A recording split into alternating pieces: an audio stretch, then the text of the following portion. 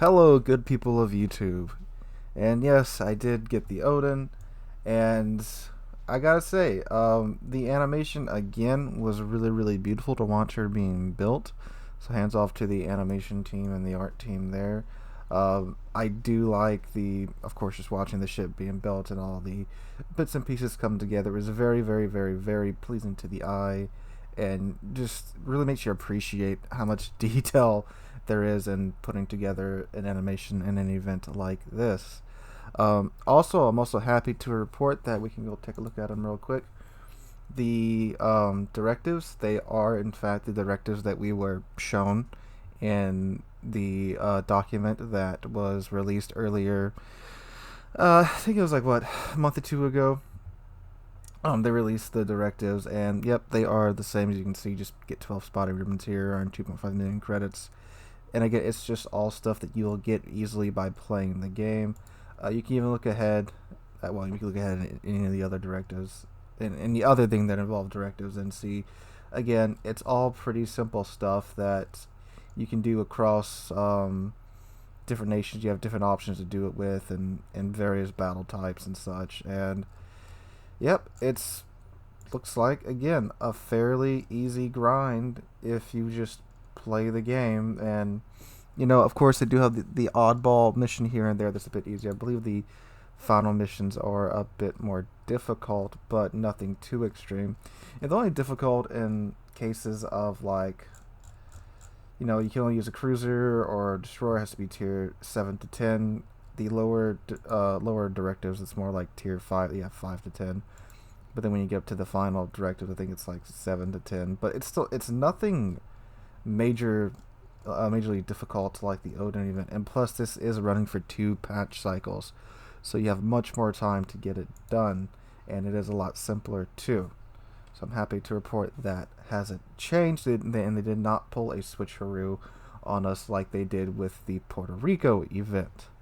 So the Odin is finally in my port, and this is the special camouflage that you do get with her for completing the event. I probably won't use this in battle. As nice as it does look, I will probably just use the normal camouflage, but it does look very nice. Lots of detail, and I really like the people for scale. That's really nice. You have the crew there, and they look. Is that a band? No, that's not a band. They're holding guns, not instruments. It's pretty early in the morning for me, but again, nice sense of scale there that you finally get with these ships like that in the Puerto Rico too, when you had all the guys manning the rails. It was very good to get a sense of scale for that. And I mean, all these guys look slightly different. You guys probably can't tell on YouTube, but I can. Anyway, nice bits of detail. Let's go ahead and look at the ship now. As with most ships, I do try to avoid as much information as I can about them before I do these first impressions of video, but of course it was impossible to do that with the Odin. But anyway, we're going to go ahead and run through his stats now. No captain skills have been applied, no modules have been equipped. So let's look at her armor layout real quick. So she has a 32mm bow with a 60mm icebreaker bit right there. Bottom of the bow is 50mm. Her belt armor is upper belt armor is 45mm. Her armor belt is 320mm. Torpedo bulge is 32mm. 9mm aft end armor plane, so that wraps fully around the stern of the ship. That's pretty nice. And then a little sliver, 32mm of armor there. Deck armor is 32mm stern, 50mm. Look over, yeah, that's the entire mid deck, 50mm. 32mm forward deck. Turret face, 360mm, and the top, this angle bit right here, 150mm, and 130mm on the top of the turrets. Side is 150mm right there, and then 220mm on the flat side. Conning tower 350mm, and the superstructure is 19mm. Now let's take a look at her citadel. Does have turtleback armor. So that's her citadel. There's her turtleback armor. You do actually get to see this get put into place, and it's really cool to get a visual idea of what that actually looks like besides just the X-ray vision. Alright. So it should be a pretty hard ship to citadel at close distances. So the biggest controversy around the Odin is that she did have, I believe, 62,000 HP, which would have been comparable to a ship like the Bismarck. Bismarck has 69,000 HP, but Odin's a smaller boat, so she had 62,000, and then that was reduced to 52,000, and that's probably the biggest issue that a lot of people have with the Odin. And 22% torpedo damage reduction, that's standard for all German battleships, being in that it's not fantastic. Alright, so she does of course get her 9 305mm guns. They reload in 23 seconds now. They have a 180 time of 30 seconds. A maximum dispersion of 251. And she has a 27% chance of starting a fire with her HE. And her HE shell does 3,600 in maximum damage. AP shell, it has a maximum damage of 9,400, and she has a maximum range of 19.1 kilometers. Both AP and HE shells have a velocity of 865 meters a second. Secondary guns. She has 12 128s and 6 150mm guns. Now, her 128s can, of course, pin 32mm of armor because of German HE. They have a 5% chance of starting a fire, and they have a maximum range right now of 7.7 kilometers. That's before any modules have been put on, so that's pretty good already. And the 128s reload in 3.4 second space, and the 150s reload in 7 second space. That will become much less after I equip modules and such. And the 150s also have a 7.7 kilometer firing range. Alright, torpedoes. She has 2x4. Ooh, that's fancy. Look at that. That's actually armored. It's probably not that great of armor, but, or actually, does it even count? Because those look like the, launchers that the, no, they don't count. Well, they might. Looks like the launchers that, the Graf Spee has. Alright, so anyway, reload 90 seconds, maximum damage of 13,700. I do believe they are pretty much the exact same. Yeah, they are literally the exact same torpedoes that the Bismarck has. Except they are in the cool little Graf Spee like casings, or whatever you want to call, whatever this is called. It may be armored. I know the secondary turrets are armored, and Germany, for some reason, is one of the few countries that actually put like significant armor on their secondary turrets, according to this game anyway. So they might be. Alright, AA, that got a slight buff in the last change to Odin, but A rating of 77 base, again, that could mean anything. Maneuverability, maximum speed of 30 knots with a turning circle radius of 790 meters and rudder shift time of 14.1 seconds. Concealment, base concealment range is 14.8 kilometers by sea and 9.9 kilometers by air. Okay, I'm going to go ahead and throw a build on this ship. It's going to be a secondary build. I'm pretty much, it's a German battleship. What do you guys expect from me?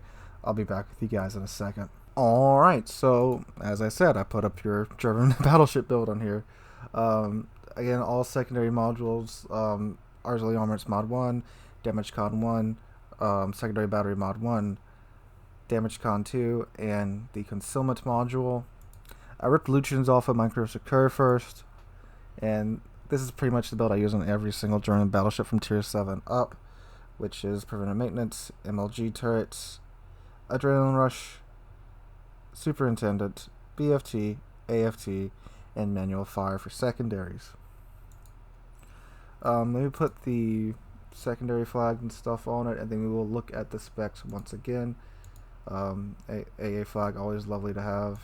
I'll put that on there. All my lovely, please don't die, go fast, let me have a good heal flags, and all my economical flags. Now, you do get a 10-point commander for completing the dockyard with Odin, and just to give you guys an idea of how much that that's actually worth. When Wargaming releases a lot of Tier 8, well, every premium they release, they normally offer a bundle with the 10-point commander, and that normally increases the price by like $20. So you got a 10-point commander for Odin, a 10-point commander for Graf Spee. So now I have basically an extra 10-point German commander, which, I mean, I got like 6 19-point German commanders already. You get a nice bit of coal, containers, resources, special signal flags, and now, and this is only if you buy it, that is the caveat, if you buy the Odin outright, you can go back, complete the directives, and you get 250 steel per directive. For I think it winds up being somewhere in the neighborhood of close to 5,000 ish still, or like 3,000 still. I can't remember which one it is. I'll correct myself in editing. So I mean, if you do buy it, you know, you do get all of that, and then steel too. Now, if you just grind it out, you get everything I just mentioned. Just I don't think you get the steel. So there's that caveat. So you do really get your money's worth if you grind it out, especially considering you only have to pay a little over 3,000 doubloons for the Odin. But is it worth even spending 3,000 doubloons on it in the grind? We are about to find out. Oh yeah, statistics now. Alright, so the secondary guns, they now have a range of 11.6 kilometers, which is actually further than the Tirpitz and Bismarck can get out to. The 128s have a 2.9 second reload time, and the 150s have a 6 second reload time. Now, if you do have Lucians, once you hit 100 secondary hits, that's going to decrease by another 15% on top of using your Adrenaline Rush.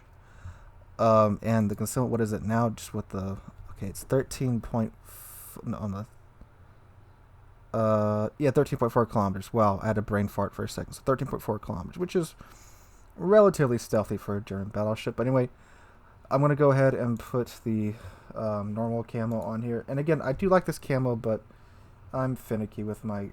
Oh, I'm about to say, but we got to bar the camo? No, you do get the normal camo. Okay, cool. Alright, I'm going to go in battle now, so I'll see you guys in battle. Okay, now, in Wargaming's own words, the Odin has better dispersion than other German battleships. So let me wait for a broadside, because I do only have 305mm guns, and even though it is a Fiji. Come on, show me that broadside. That works. That's not great. I did hit him.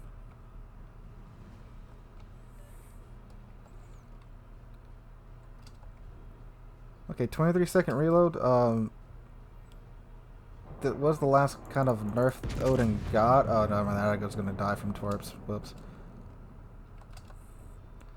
A 20-second reload would have been really nice. But apparently, in order to give it pretty decent secondaries, actually pretty good secondaries for Tier VIII, they had to give it 3 more seconds of reload on the main battery guns. And when I talked about that, apparently people didn't catch my sarcasm saying that, oh yeah, look, it's been buffed. Actually, we have this North Carolina all by his lonesome right now. Let's go into... Oh, come on! All kills are being stolen by torpedoes. Hello, Mini-Me? Or OG-Me? I don't know what to call you. Okay, so that better dispersion is looking like pure PS right now. He's just spraying HE.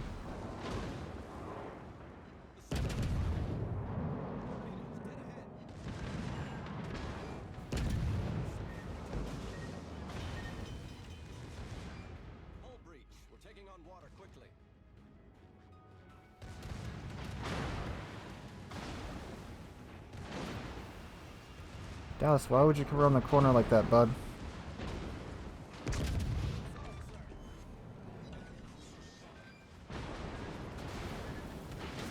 This is embarrassing. I forgot that Dallas had torpedoes. But I did get mine off. This should kill the Scharnhorst. Hey! Alright, alright. I goofed up. That wasn't the Odin's fault. 101,000 damage. Not bad first game. Yeah, I did a big brain and forgot that the Scharnhorst, a ship I play a lot, does in fact have torpedoes on the port side. But okay. Looking pretty good so far. Alright, so 101,000 damage. Second in the team. 2 kills. Okay, Odin. You look okay so far. Actually, pretty decent so far. Let's keep going. Coming to nice now, also now known as the Tier VII Siegfried. Oh, there's their bagration.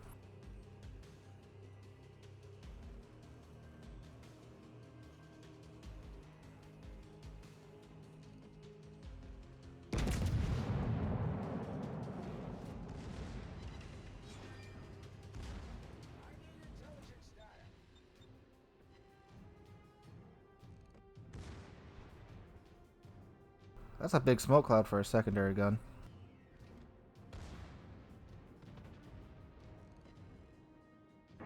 I do gotta get the Roma down low enough before the torps will kill him. 40k is the threshold?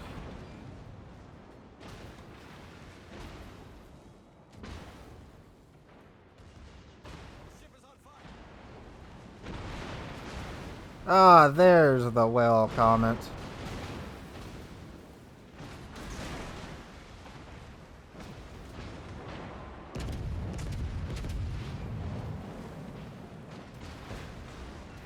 Oh, flood the torps.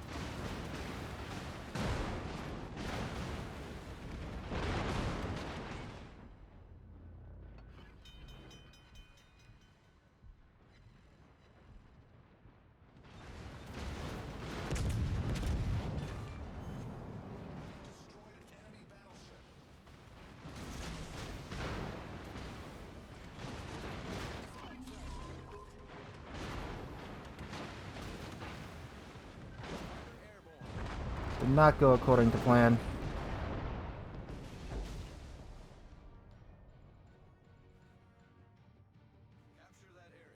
However, bruh, torps again coming in clutch. I flubbed the torpedoes. Why is no? You have the advantage, and no one's capping. But again, a 94,000 damage game courtesy of torpedoes.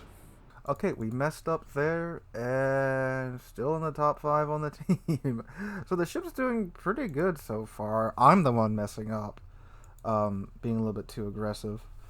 No, actually I'm being way too aggressive. But yeah, 101,000 damage the first game, 96,000 damage the second game. Granted, they were all Tier 8 games. Haven't gotten a Tier 10 game yet. I'm going to try to be more passive. Well, not terribly passive, but you guys know. Try not to die in the first 10 minutes.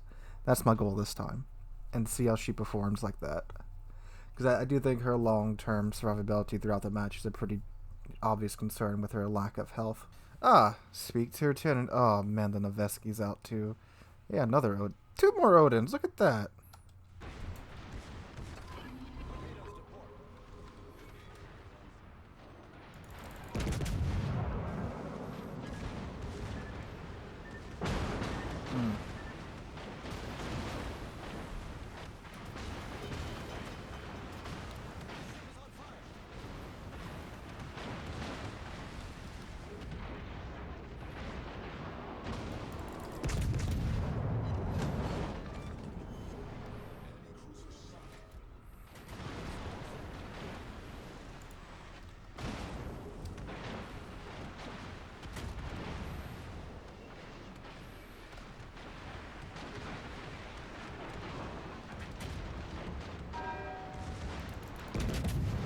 Whoops.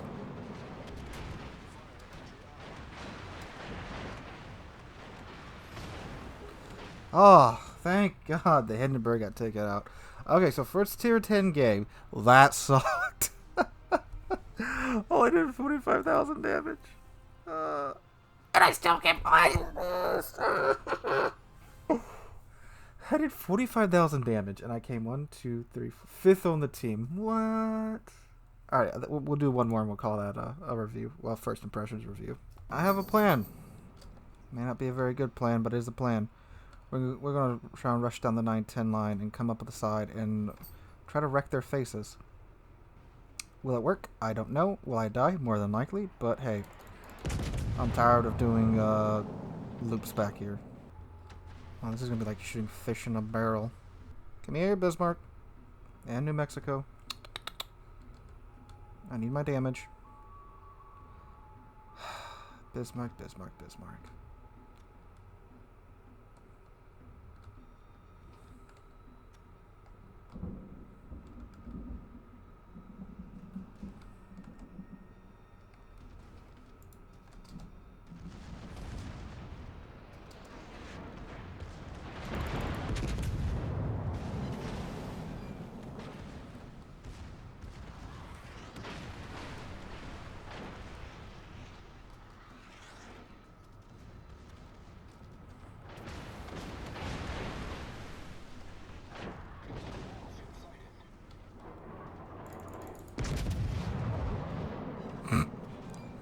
shot a bunch of trees instead of the Bismarck.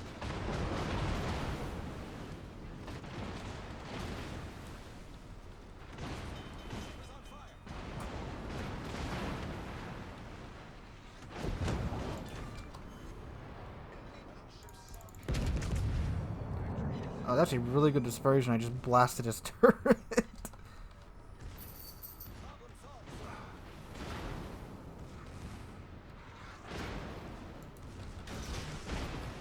Oh, shouldn't have done that. Yep.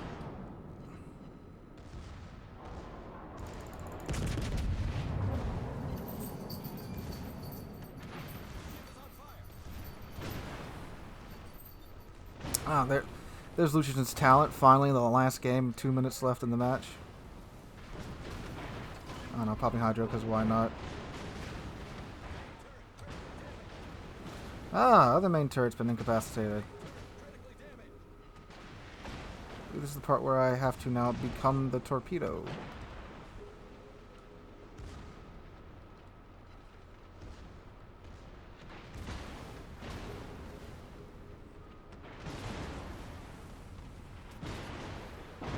Ooh, I lived.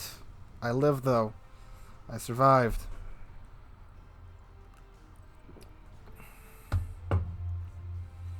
Okay, that was... I think I had 600 health left when that round ended. Number 2 team, me and my Jervis buddy over at the sea cap. Okay. Oh, yeah, you do get steel now in daily missions, by the way. Okay. Alright, guys. So, the Odin, I have to say, it's fun. It is a lot of fun. And it's also quite good. I mean, you guys saw in those first 2 games, I messed up pretty dang hard. And because of the abilities and equipment that the Odin has, I was still able to do in the first game just over 100,000 damage. The second game, 96,000 damage.